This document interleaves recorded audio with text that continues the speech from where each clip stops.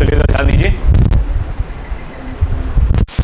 हमारा अगला part work done in stretching a wire, या जिसको हम लोग कह सकते हैं derivation of elastic potential energy. मेरे पास एक वायर है, सपोज करिए उसका लेंथ कैपिटल एल है और स्मॉल एल जो है उसका एक्सटेंशन है, मतलब उसको लंबाते लंबाते मैं उसमें जो एक्सटेंशन हासिल करूँगा वो स्मॉल एल रहेगा, जिसको अपन डेल्टा एल बोला करते थे, तो वो स्मॉल एल है।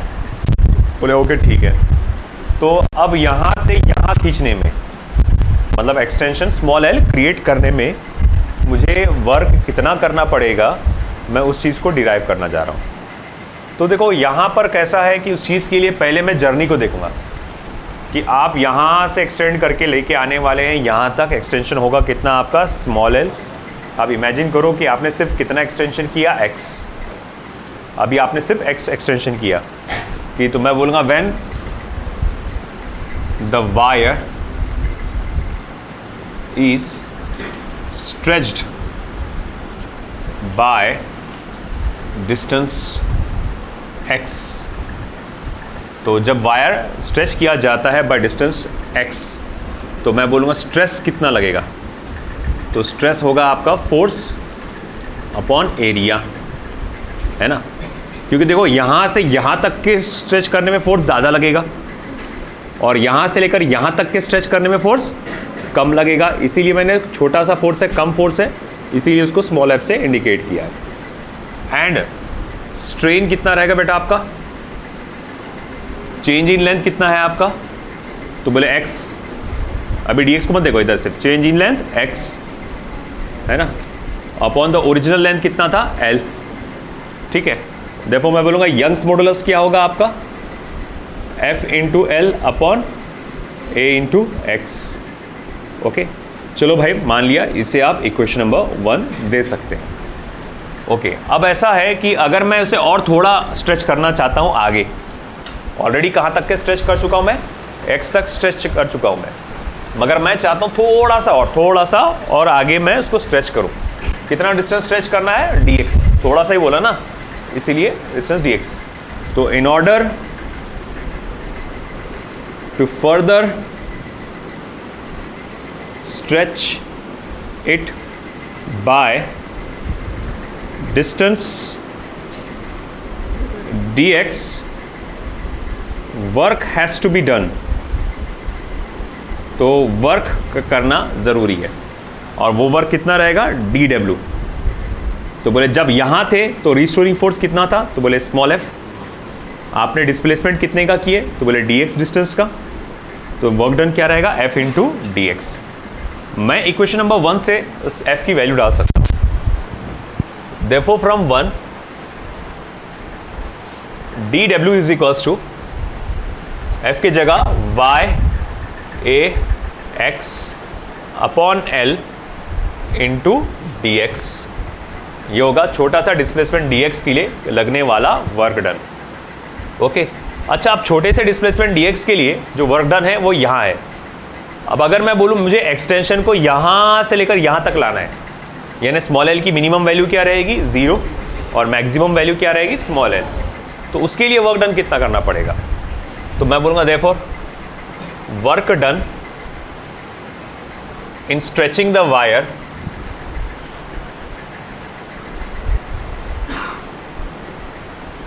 From 0 to l, small L is, तो उसके लिए आप क्या करेंगे, इंटीग्रेशन। तो therefore work done is equals to integration of dw, यानी कि integration of y ax upon l into dx, 0 to l, y a अपॉन l, x का इंटीग्रेशन क्या होता है बेटा, x square upon 2, 0 to l, तो y इज इक्वल्स टू फिर क्या हो जाएगा, y a अपॉन l, और ये 2 इधर आ जाएगा आपका, है ना, l स्क्वायर माइनस 0, तो आपका ये हो जाएगा 1/2 y a l capital L, और एक स्मॉल l इसको दे दो और एक स्मॉल l को बाहर ही रखो, एक स्मॉल l को बाहर ही रखो। अब अगर ये बात देखेंगे आप y a small l upon capital L, ये क्या हो जा रहा, तो ये हो जाए, देखो आप देखो y a small l upon capital l क्या होता, वो फोर्स होता है ना, y a small x upon capital l, यहाँ से यहाँ तक खींच के लाने के लिए लगने वाला फोर्स, या उस वक्त जो फोर्स जनरेट होगा वो। अब अगर यहाँ से लेकर यहाँ तक खींचना है आपको, तो उसमें जो रिस्टोरिंग फोर्स पैदा होगा उसको मैं मान लो क्या लिखूंगा, कैपिटल एफ। तो भैया अब ये वर्क डन क्या हो जाएगा फिर, half of F into L. अब ये फोर्स आप जैसा हम जानते हैं कि ये फोर्स जो है रिस्टोरिंग फोर्स होता, मगर ये किसकी इक्विवेलेंट होता, डिफॉर्मिंग फोर्स के, यानी आपने जो फोर्स लगाया, जो लोड लगाया उसके बराबर होता। तो इसीलिए इसको फॉर्मूले को ऐसा लिखा जाता है, देखो work done is equals to half of load into extension, half of load into extension. और अब यही वर्क डन जो है ये चेंज इन पोटेंशियल एनर्जी का काम करता है ना, यही वर्क डन क्या है, चेंज इन पोटेंशियल एनर्जी, यानी कि U फाइनल या माइनस U इनिशियल। अब इनिशियल पोटेंशियल एनर्जी कितनी थी आपकी, 0। जब वायर स्ट्रेच नहीं था तो मैं बोलूँगा इलास्टिक एनर्जी क्या होती, इलास्टिक एनर्जी कब आती, जब वायर स्ट्रेच हो तब होता। अब जब वायर स्ट्रेचिज नहीं है तो इलास्टिक एनर्जी क्या होगी, 0। तो इनिशियल पोटेंशियल एनर्जी क्या होगी, 0। तो जिसको मैं सिर्फ UF minus 0 that is equals to U बोल सकता हूँ। तो यानी कि वर्क डन को आप क्या बोल सकते हैं, सिर्फ पोटेंशियल एनर्जी। देखो potential energy is equals to क्या हो जाएगा, half of load into extension, है ना। अब आप चाहे तो फिर उसको ऐसा भी लिख सकते हैं, एक्सटेंशन को half of F into delta x, आप उसको ऐसा भी चाहे तो लिख सकते हैं, स्मॉल एल के फॉर्म में भी लिखना चाहे तो आप उसको लिख सकते हैं, कोई फर्क नहीं पड़ने वाला। आई बात समझ में आपको, ठीक है। अब ये है, आप just a moment, load into extension. अब इसमें अक्सर एनर्जी पर यूनिट वॉल्यूम पूछा जाता है, ध्यान से सुनिएगा, देखिएगा, बाद में लिखते बढ़िएगा। एनर्जी पर यूनिट वॉल्यूम या energy density, energy density of wire, energy density of wire. अब एनर्जी डेंसिटी ऑफ वायर क्या होता है ना, एनर्जी डेंसिटी ऑफ वायर होता है एनर्जी पर यूनिट वॉल्यूम। अब चलो देखते हैं फिर वो कैसा लिखा जाएगा। तो इसको कैपिटल U से इंडिकेट करते हैं, जो कि स्मॉल u अपॉन v होता है। इस पोटेंशियल एनर्जी को आपको वॉल्यूम से डिवाइड करना पड़ता है। तो भाई ठीक है, half of f into delta x, या चलो अभी का जो भी लिखना है लिखो आप उसको, अपॉन वॉल्यूम, ठीक है। आप इसको इस तरह से लिख सकते हैं। कुछ मिसिंग है, एक मिनट बस, मुझे कुछ मिसिंग लग रहा है।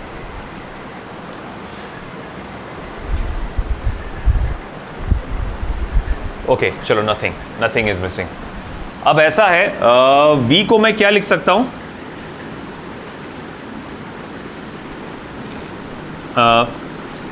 a into L, sorry delta L लिखते अपन, x नहीं, डेल्टा एल, हाँ, a इंटू एल। वॉल्यूम को एरिया इंटू लेंथ लिखा जा सकता है। अब देखो f अपॉन a क्या होता है, स्ट्रेस, और डेल्टा एल अपॉन एल क्या होता है, स्ट्रेन। तो मैं यहाँ पर पोटेंशियल एनर्जी का formula, per unit potential energy per unit volume का जो फॉर्मूला है, मैं इसे ऐसे लिख सकता हूँ, half of stress multiply by strain. ये एनर्जी डेंसिटी का एक फॉर्मूला आ गया। फिर जैसे कि मैं जानता हूँ यंग्स मॉडुलस जो होता है वो स्ट्रेस अपॉन स्ट्रेन होता है। इसका मतलब stress is equals to Young's modulus multiply by strain. Stress को क्या लिख सकते हैं, Young's modulus multiply by strain. अब ये वैल्यू वहाँ डालो तो देखो potential energy is equals to half of stress के जगह Young's modulus multiply by strain, यानी कि y मल्टीप्लाई बाय क्या हो जाएगा, स्ट्रेन का square, half of y multiply by strain का स्क्वायर।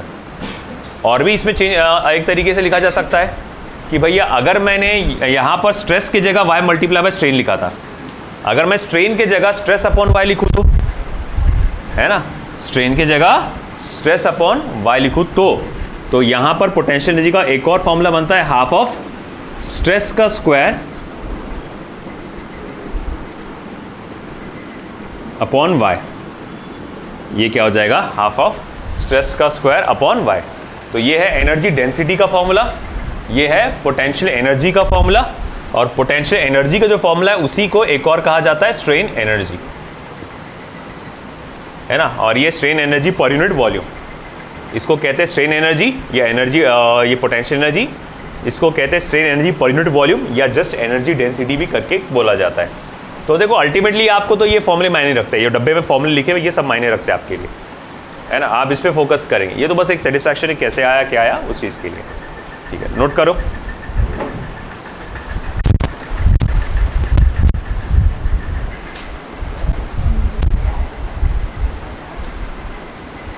तो अपना अगला क्या है, लास्ट टॉपिक क्या बताइए।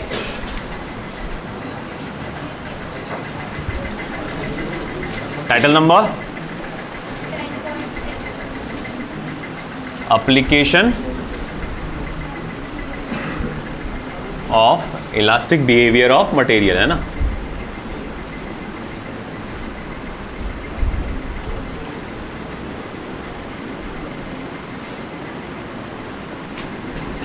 Application of elastic behaviour of material, अब ये टॉपिक हमको देखना है। देखो मटेरियल की इलास्टिक प्रॉपर्टी होने के वजह से हम लोग उसे कई जगहों पे यूज़ करते हैं, उसमें से कुछ चीज़ों के बारे में हमको स्टडी करना है। पहला, in determining the radius of rope used to lift the heavy load, used to lift the heavy load, ये एक एप्लीकेशन। अब देखो बेटा, फॉर एग्जाम्पल अगर मान लो आपको एक क्रेन बनाना है, क्रेन मशीन जिसका काम होता है हैवी लोड उठाना, हज़ारों किलो लाखों किलो का जो वज़न रहता है उसको ऊपर उठाने का वो काम करता है एक क्रेन। अब आप चाहेंगे कि लिए उसके लिए जो वायर हो वो ज़्यादा से ज़्यादा मजबूत हो, है ना, और उसका जो डायमीटर है वो कम से कम, वो उतना अच्छा। ज़्यादा डायमीटर अगर रहा तो मसला क्या है, उसका वज़न बढ़ेगा, वज़न के साथ साथ वो जगह ज़्यादा लेगा, उसको लपेटने में करने में मुश्किल ज़्यादा जाएगी। इस कारण से हम लोग क्या करते हैं, आपने कभी भी अगर नोटिस किया होगा कि जो बड़े बड़े क्रेन्स होते हैं जो इंडस्ट्रियल पर्पस के लिए यूज़ होते हैं, जो बड़े बड़े लोड्स को उठाने के लिए काम में आते हैं, वो हमेशा स्टील वायर से बने होते हैं, क्योंकि स्टील वायर एक ज़बरदस्त इलास्टिक मटेरियल, उसका स्ट्रेस बहुत ज़्यादा हाई होता है, मतलब उसका रिस्टोरिंग फोर्स बहुत ज़्यादा हाई होता है। और बहुत ही कम रेडियस वाला स्टील वायर को, बहुत ही कम रेडियस वाला स्टील वायर एक बड़े से बड़े हैवी लोड को उठा सकता है। जैसे फॉर एग्जाम्पल मान लो कि आपको एक ट्रक को उठाना है जिसका वजन 10 मेट्रिक टन है ना। तो in order to lift a truck of mass 10 metric tons, 10 metric tons, तो भले भाई ठीक है, आपको 10 मेट्रिक टन का मास मतलब m is equals to 10 into 10⁻³ kilogram. एक टन बोलते तो 1000 किलो का रहता है ना, अब 10⁻⁴ किलोग्राम, है ना। We would require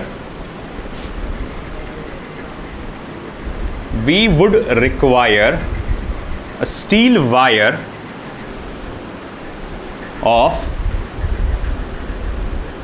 minimum radius, एक स्टील वायर की ज़रूरत पड़ेगी जिसका minimum radius will be r।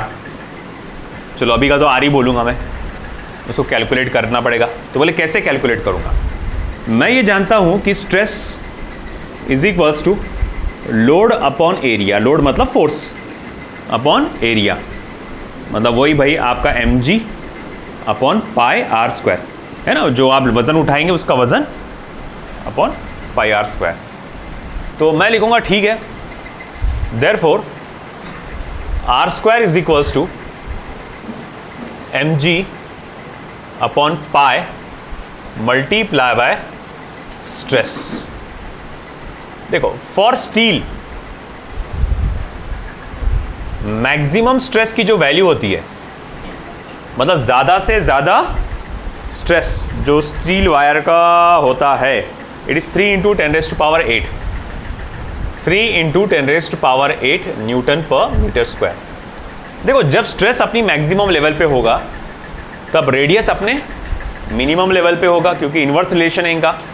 तो मैं यहाँ लिख सकता हूँ देयरफॉर मिनिमम रेडियस का square is equals to mass की वैल्यू डालिए 10⁴, जी की वैल्यू अगर मैं रखूँ 9.8, पाई की वैल्यू 3.14, 3 × 10⁸, और अगर मैं पूरा का पूरा उसको कैलकुलेट करते बैठूँ तो वो कुछ आंसर आने वाला है 1.02 × 10⁻⁻² मीटर, यानी कि 1.02 सेंटीमीटर।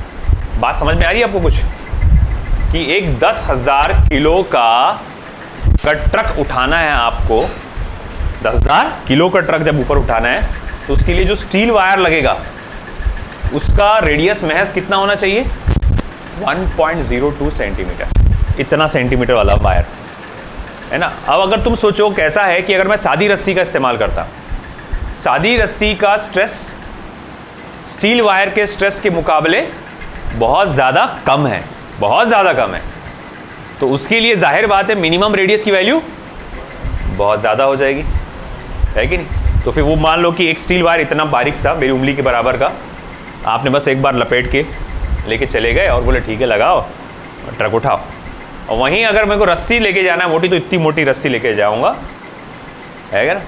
अब वो पूरा रस्सी लेके जाना पड़ेगा, उसका मास भी कितना ज़्यादा होगा, उसको लपेटने में कितनी दिक्कत जाएगी, क्रेन में कितने मुश्किलें आ सकती है ना। तो देखो क्या ख़ास बात है यहाँ पर। और देखो ये चीज़ें हमको मालूम होने की वजह से कि देखो हम ये इलास्टिक नेचर या हमको जो application of elastic behaviour of material है, ये मालूमात होने की वजह से हम डिटरमाइन कर पाए कि हमारे लिए सही क्या है, कौन सा मटेरियल सबसे ज़्यादा बेटर है और कितना रेडियस चाहिए कम से कम उसको उठाने के लिए। ऑफकोर्स हालांकि इतना रेडियस नहीं रखते वो लोग, ज़्यादा ही रखते पॉसिबिलिटी के लिए, भाई उतना भी रिस्क नहीं लेने का अपने को कि अपन कट टू कट रखेंगे, थोड़ा सा रेडियस ज़्यादा ही लेते हैं वो लोग, इतना थोड़ा सा अच्छा खासा रेडियस लेके चलते हैं, है ना। तो अब देखो बेटा यहाँ पे आपने देखा पहला एप्लीकेशन, ठीक है, और अब जाएंगे हम लोग दूसरे एप्लीकेशन की तरफ।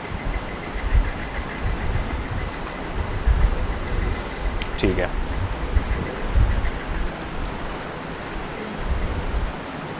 studying the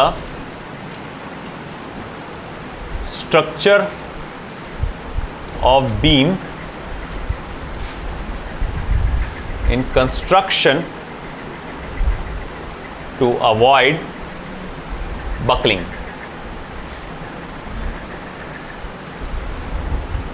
मान लो आप एक ब्रिज बना रहे हो, ये एक प्लेटफॉर्म है, ये दूसरा प्लेटफॉर्म है यहाँ उसके नीचे,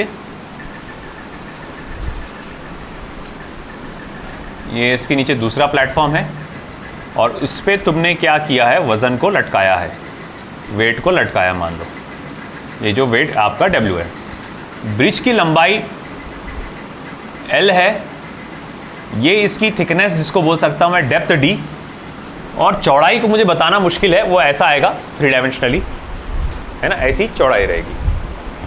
अब ऐसा है कि आपको मालूम है अगर इस पे लोड लटकेगा तो इसमें बकलिंग होगा, मतलब ये ऐसा बीच में से ऐसा बेंड होगा,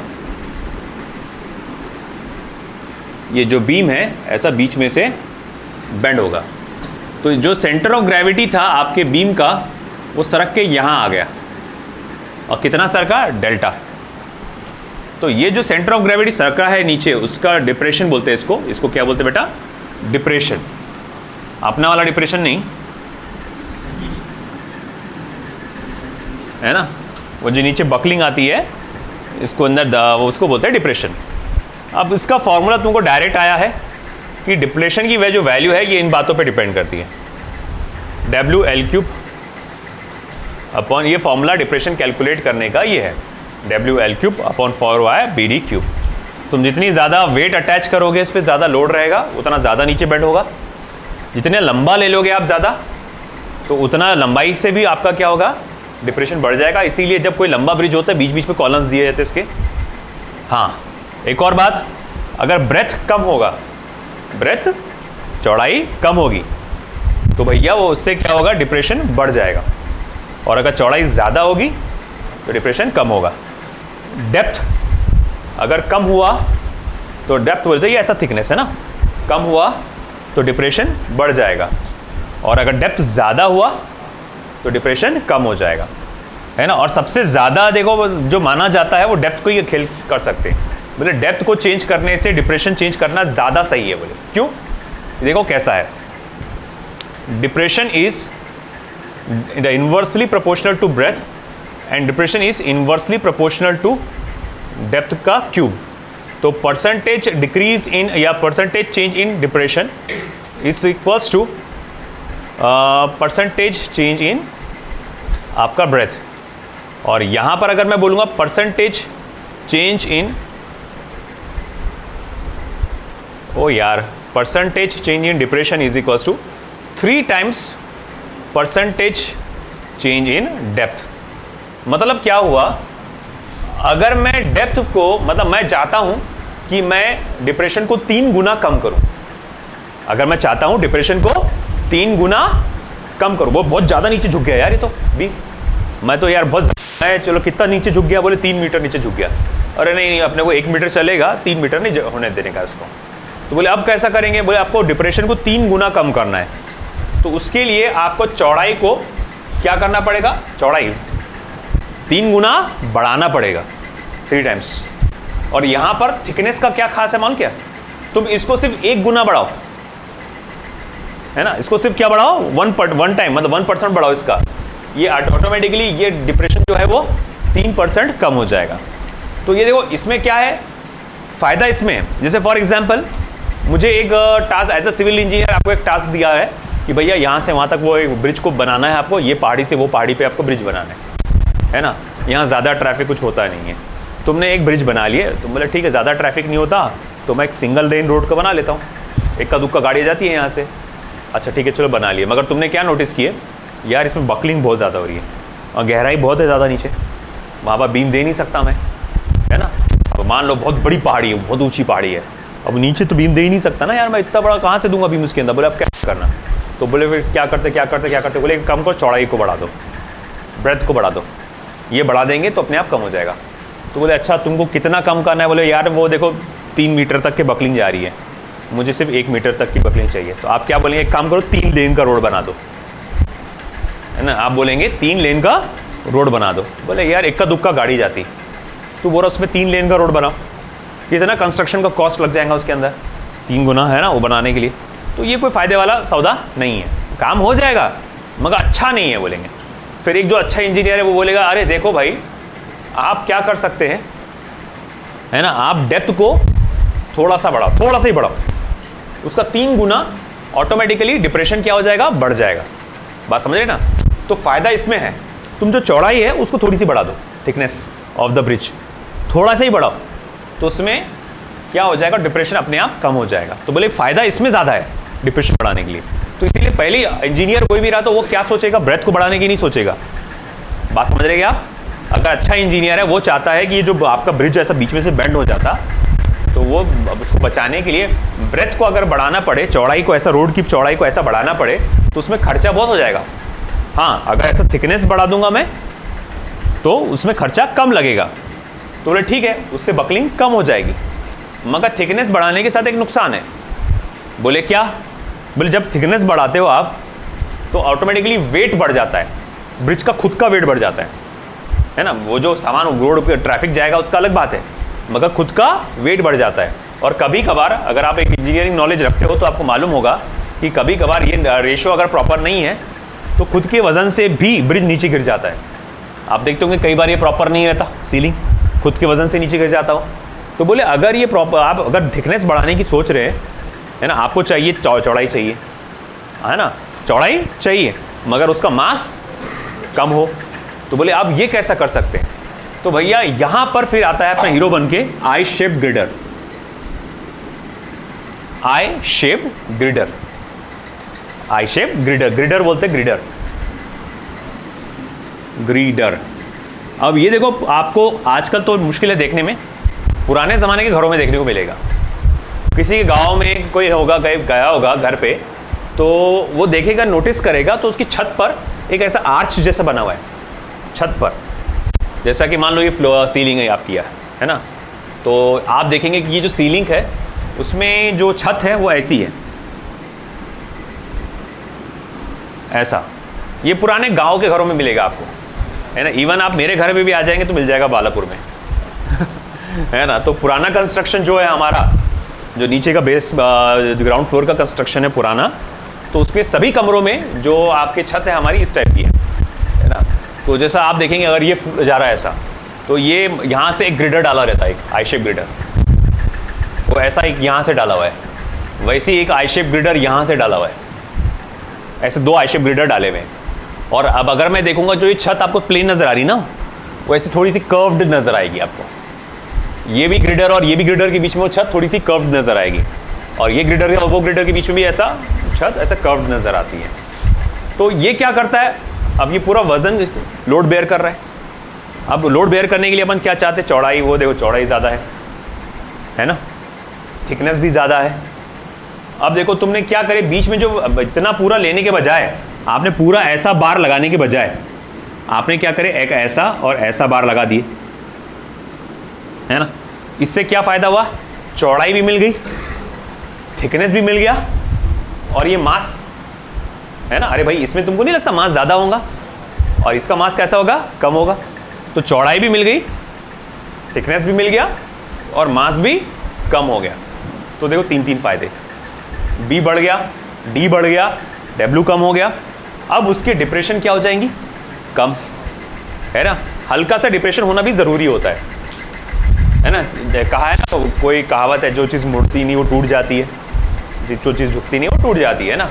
तो हल्का सा होना ज़रूरी है। तुमने नोटिस किया होगा कभी ब्रिजेस पे अगर आप तुम गए होंगे और गाड़ी गए होंगी तो दर दर दर दर दर हिलता वो। अब ऐसा नहीं कि टूटने वाला है वो, ऐसा भी नहीं है कि वो टूटने वाला है, वो जानबूझ के हल्का सा इलास्टिक नेचर रखते हैं, नहीं तो फिर क्रैक आ जाएगा उसके अंदर। पुराने ज़माने के घरों में अगर आप गए होंगे, जैसा अब मैंने आपको बात किया, तो हमारे जो वही पास में एक जो बंगलो है पुराना हमारा ख़ानदानी, तो बहुत पुराना बहुत बड़ा बंगलो है वो। तो उसमें आप देखेंगे जो छत है वहाँ की, जो मतलब फर्स्ट फ्लोर है, ग्राउंड फ्लोर के ऊपर जो पार्ट है ऊपर, तो जब हम लोग बचपन में उसमें खेलते थे, दौड़ भाग करते थे, तो वो उसका पूरा ऐसा हिलता था। उसको हमको क्या लगता था कि भैया ये गिरेगा कभी ना कभी। ऐसी एक मेरे दोस्त का घर था, वो मिट्टी का बना था, पुराने ज़माने की मिट्टी जो रहती थी उससे बना हुआ था। अब उसका भी ऐसी डबल फ्लोर था। हम लोग वहाँ जब जाते थे छुट्टियों में, हम लोग उसके यहाँ खेलते थे, तो उसका ऊपर का जो घर का जो फ्लोर है वो भी ऐसा नीचे हिलता था।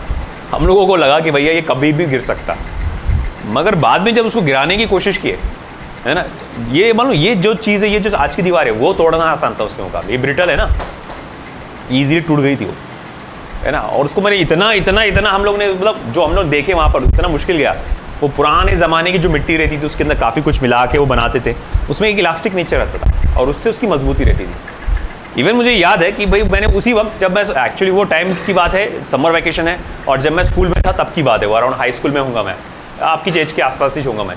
और उस वक्त ही मैंने क्या करा था, कुत्ता भी पाला था मैंने मैंने बोला भैया ये मतलब आप उसको घर में रख नहीं सकते थे, तो घर के बाहर उसी मिट्टी से मैंने क्या किया था, है ना, और वो ईंटों से उससे करके छोटा सा इतना ऐसा घर जैसा उसको बना दिया मैंने। मैं बोला वहीं उसको रखता करके बाहर।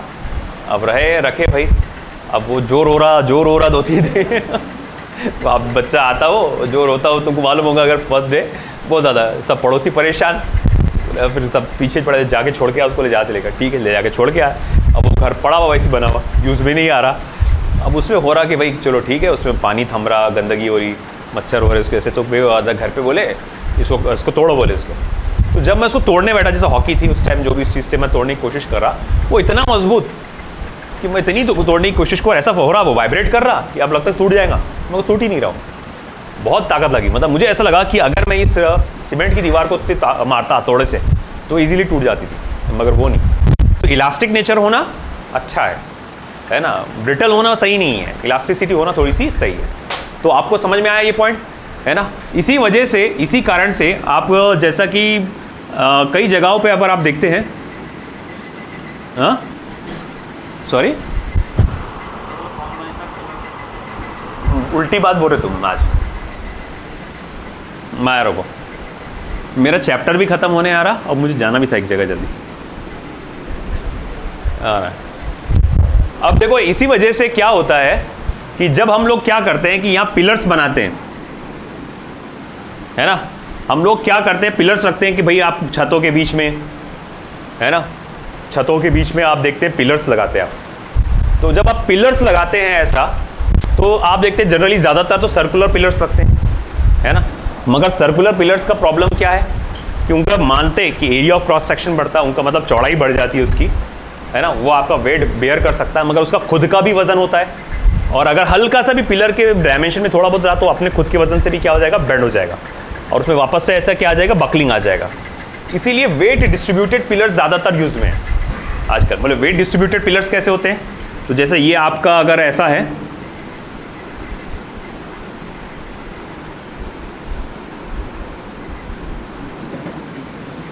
देखो इसको ऐसे डिज़ाइन बना के कुछ ऐसा, ये पिलर्स आजकल बनाए जाते हैं।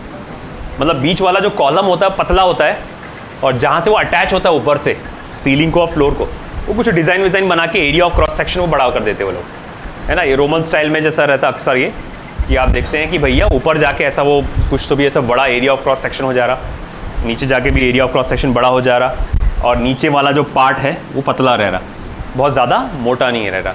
इससे फ़ायदा क्या हो जा रहा है कि भैया यहाँ पर ये सिचुएशन से फ़ायदा क्या हो रहा कि इसका पिलर का खुद का वज़न वो कम हो जा रहा, है ना। मान लो ये पिलर, आप मान लो कि आप क्या कर रहे हैं, ग्राउंड फ्लोर पे एक घर है, आप क्या कर रहे हैं, वो फर्स्ट फ्लोर के ऊपर का कमरा बना रहे, है ना, और उसके ऊपर छत है और उसके बाद थर्ड फ्लोर का भी एक और कमरा है। अब उसको बैलेंस करने के लिए आपको क्या चाहिए, नीचे पिलर्स चाहिए। अब आप नीचे पिलर बना रहे हैं, अब आपने बोले यार वो ऊपर तो बहुत सारा सामान रखने वाला, मैं गोडाउन बनाने वाला हूँ, वज़न तीसरे फ्लोर पर, सेकंड फ्लोर पर बहुत ज़्यादा वज़न रहेगा, तो उसको लोड बेयर करने के लिए मुझे क्या करना पड़ेगा, पिलर बनाना पड़ेगा मोटे मोटे, ताकि वो वज़न को क्या करे, झेल सके। मगर तुम भूल गए भैया ये फर्स्ट फ्लोर है, नीचे ग्राउंड फ्लोर है, ये घर है आपका यहाँ पर, तुमने क्या करे कि भैया, है ना, तुमने क्या करे, ये मोटे मोटे मोटे मोटे पिलर बना लिए। उससे प्रॉब्लम क्या हो गई, पिलर का खुद का वज़न बढ़ गया, क्या हो गया, ये छत कोलैप्स हो जाएगी, है ना। तो भैया ये तो सही रास्ता नहीं है, मगर मुझे लोड को तो बियर करना है, मुझे ये छत की बकलिंग को अवॉइड करना है, तो मैं क्या कर सकता हूँ उसके लिए। तो बोले ठीक है, आप ऐसे पिलर्स डिज़ाइन करो जिसका एरिया ऑफ क्रॉस सेक्शन ज़्यादा हो, है ना, एरिया ऑफ क्रॉस सेक्शन ज़्यादा हो और बीच में से वो पतला हो।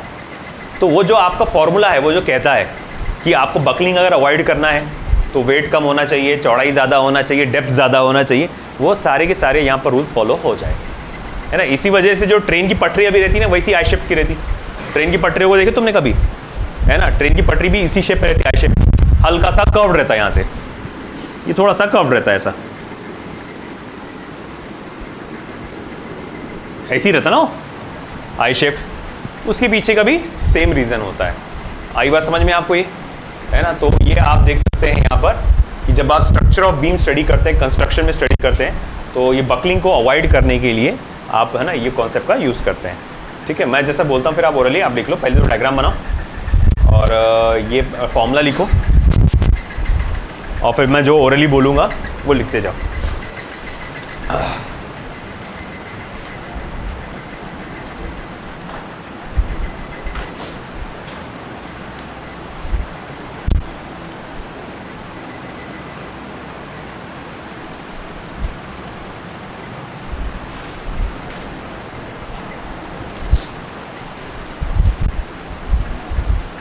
हुआ बेटा,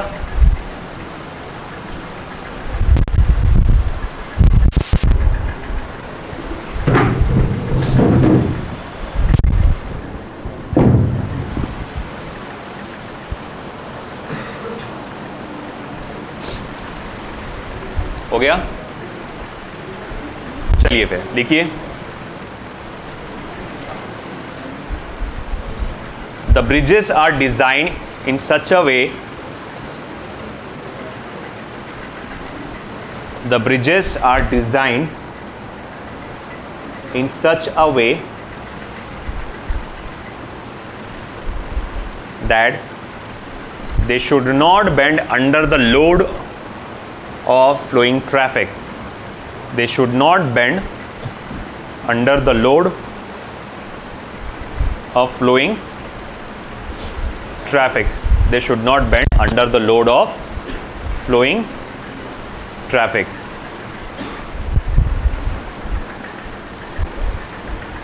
Or due to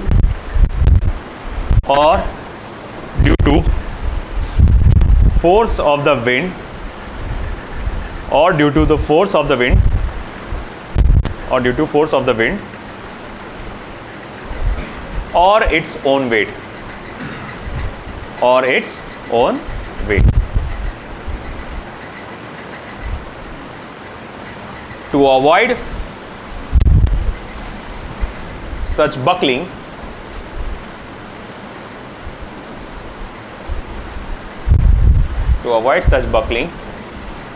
and to keep low depression,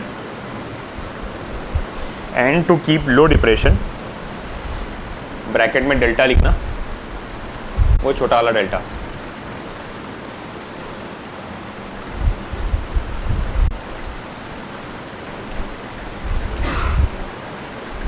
a compromise between breadth and depth,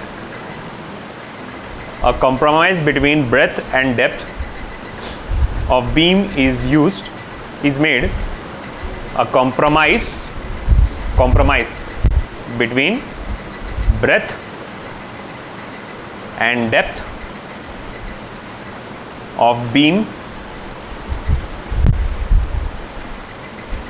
is made by using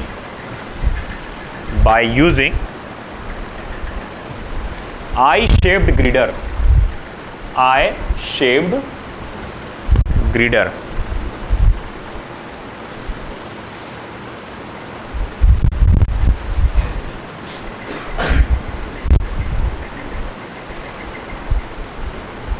आगे लिखिए, a hollow circular pole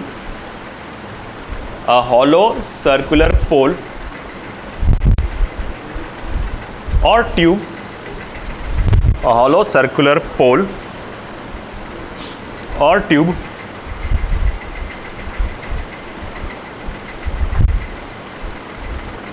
is resistant to bending,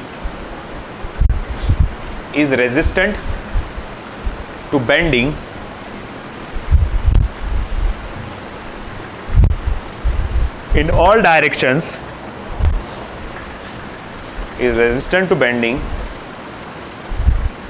directions, comma, then circular pole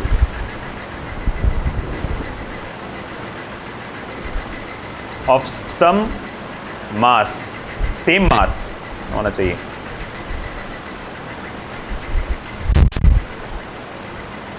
of same mass, circular pole of same mass, comma, but smaller radius,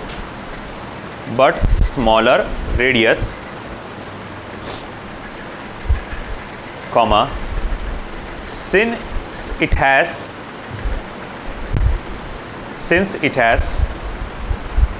greater effective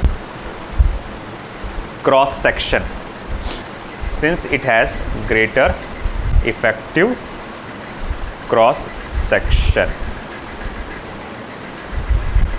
आया समझ में? That's it. ये chapter यहाँ पर खत्म होता है.